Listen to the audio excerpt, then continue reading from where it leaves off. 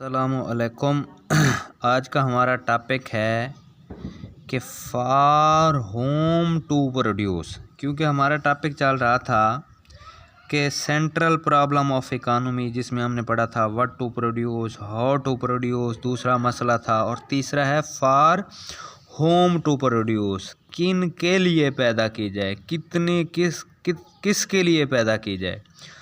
तो जिसका अब लिखा हुआ है कि mean how the national output is to be distributed among the members of society, कि उस नेशनल आउटपुट को सोसाइटी के मेंबर्स के दरमियान, लोगों के दरमियान किस तरह से डिस्ट्रीब्यूट की जाए। क्यों?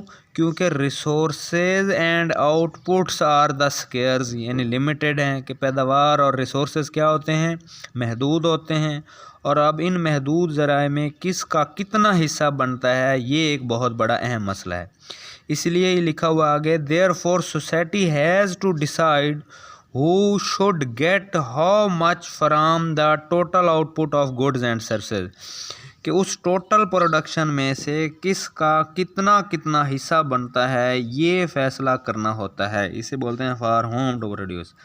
जैसे फॉर एग्जांपल है sharing of the national cake, एक केक है, उसको कितना हिस्सा किसको दिया जाए, यानी एक एग्जांपल के तौर पे बताई गई है। तो जिसका मतलब असल में ये बनता है determine the distribution of income.